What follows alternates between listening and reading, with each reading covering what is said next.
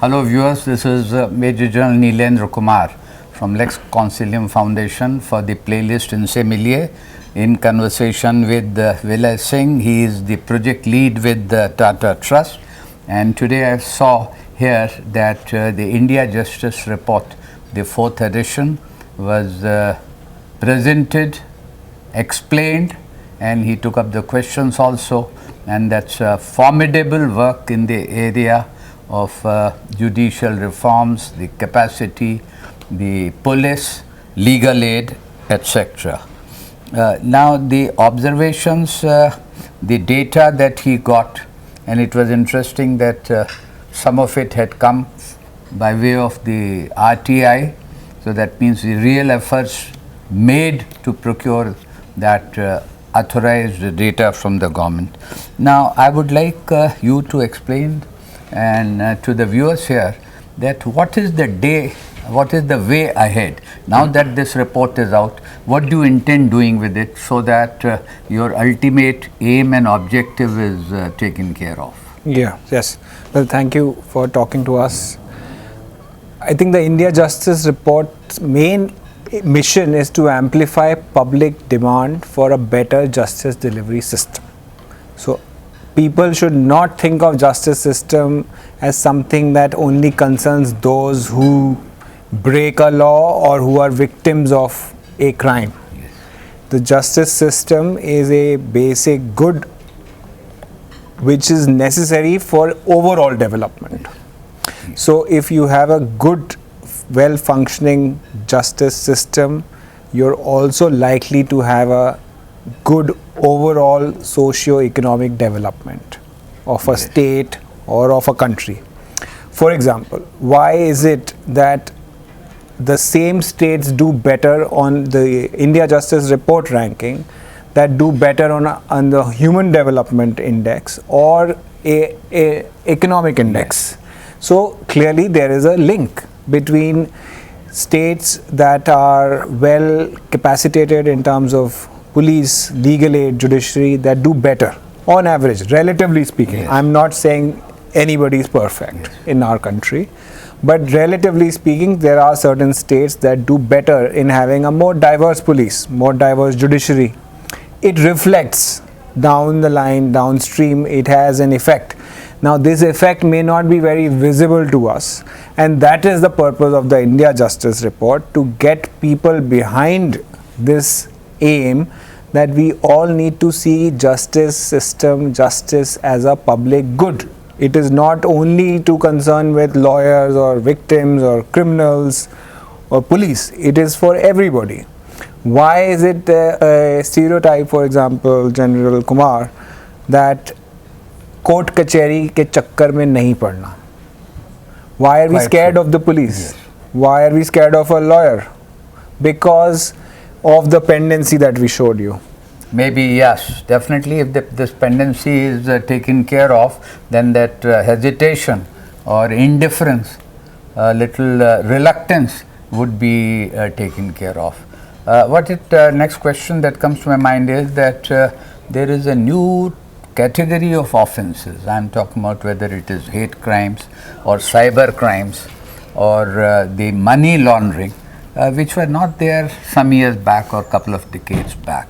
How do you suppose that trend would be taken care of by the important work that India Justice Report is doing?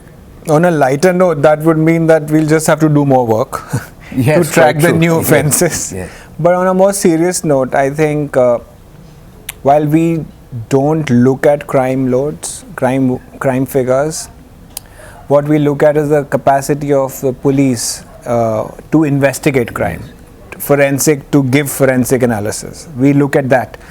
But the mere enactment of new laws has come to be considered the answer to a law and order problem, or to corruption, or to crimes against women. Forgetting the fact that the fast track special courts that do exist for crimes against women and children, what is the pendency and the performance of those courts? Not at all encouraging. Yes. Right. So we have had more than 10 years of POCSO Act. What is the record of that? So I think we have to do continuous assessment and then shape policy and enact new laws, do a legislative impact assessment, then come up with a law instead of a law making which is populist and appeasement basically. Okay. Next, I would be interested in knowing getting your observation that within the limited span, today is the 4th edition, so we have 3 editions before us. Where do you think that there is an area that should give us a cause of happiness, that there has been improvement? Yes. And an impact has been made? When in the IJR 2019, we put out the per capita spending on legal aid as less than 2 rupees. Okay.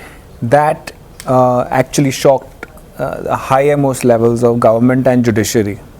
And since then, we have seen that states have increased their contribution, and therefore the per capita spend has become ₹7, which is low, but it is perceptible increase, almost 4 times yes, what it was 5 years ago, yes, 6 years ago. So that is that is yes, one change. And I think the issue of inclusion of women in judiciary is certainly a point that gets traction, and that is a good development. I think we really need to do much more on coming up with a systemic answer to the question of pendency and backlog.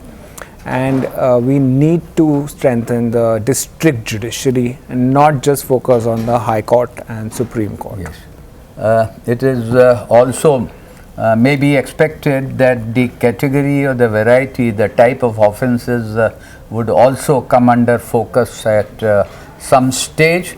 And my last question to you is that for the next edition, what would be your priority or the main focus area?